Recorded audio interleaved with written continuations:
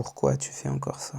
Pourquoi tu continues à te mentir? L'autre jour, j'étais avec quelqu'un et je lui ai donné les clés. Je lui ai montré sa dynamique, je lui ai montré son potentiel, le changement qu'il pouvait opérer en lui avec tous les outils. Je lui ai tendu une perche en or, une opportunité que moi-même j'aurais saisie les yeux fermés. La personne buvait mes paroles. Elle me disait « T'es un très bon orateur, ça donne envie d'y croire. » Et au moment de s'incarner, de faire le choix, elle fait marche arrière. En vrai, ça me rend fou. Pas parce que je veux vendre un coaching, vraiment. Parce que ça me brise le cœur de voir quelqu'un qui a un potentiel et de voir qu'il choisit de ne pas l'embrasser. Ça me brise le cœur de voir des gens qui choisissent leur cage plutôt que la liberté qu'ils réclament tous les jours.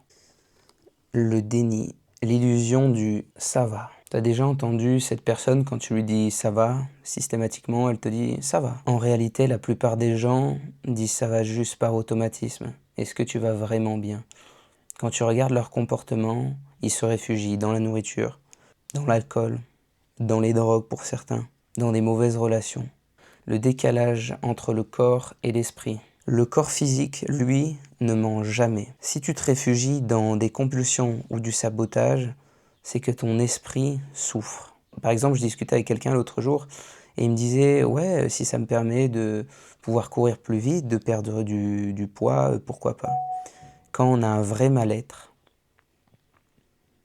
c'est un discours typique de quelqu'un qui est inconscient de lui-même, inconscient de ce qui se passe à l'intérieur de lui-même.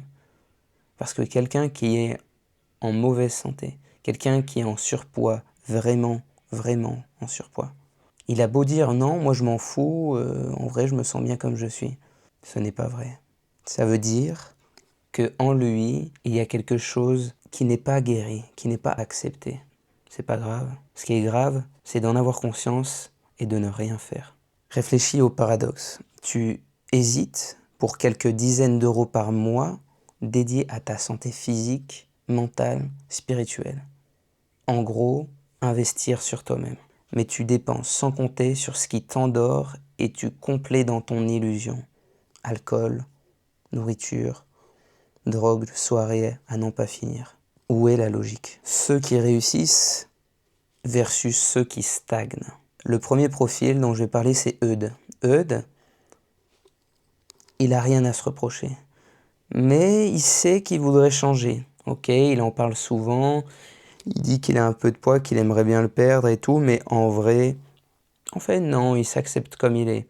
Il attend le moment parfait, il attend qu'on lui donne les clés, il les accumule d'ailleurs, parce qu'en fait, il a toutes les solutions à portée de main. Il sait comment prendre soin de lui, il sait comment faire, en règle générale.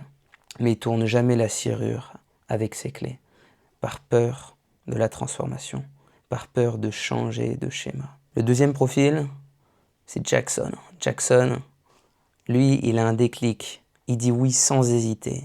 Il n'a même pas de clé, mais il sait, et il a la foi, il sait qu'il va y arriver. Et il bascule positivement vers une vibration qui est plus alignée avec lui-même. Le fait d'investir sur soi en soi change totalement ta vibration. Tu te respectes, tu te sens mieux, ton travail s'améliore, tes relations s'améliorent, mais l'inverse est tout aussi vrai. Je peux te donner toutes les clés du monde, mais c'est toi qui dois ouvrir la porte. Mon rôle, c'est d'être un éveilleur, de planter des graines et de montrer le chemin, de manière holistique, le mental, le corps et l'esprit. Mais je ne peux pas faire les pompes à ta place. Je ne peux pas choisir ce que tu mets dans ton assiette. Et je ne peux pas t'aimer à ta place. La balle est dans ton camp. La décision de se transformer demande du courage. Rester dans la souffrance est facile parce que c'est connu. Devenir la meilleure version de soi demande de laisser partir l'ancienne. Si cette vidéo t'a piqué et que ça touche à une corde sensible chez toi, si tu sens que tu es coincé dans cette boucle d'auto-sabotage, arrête de repousser à plus tard. Et si tu es prêt à investir le chemin sur toi, on fera le chemin ensemble. Le lien est en description. Merci pour ton attention. À la prochaine.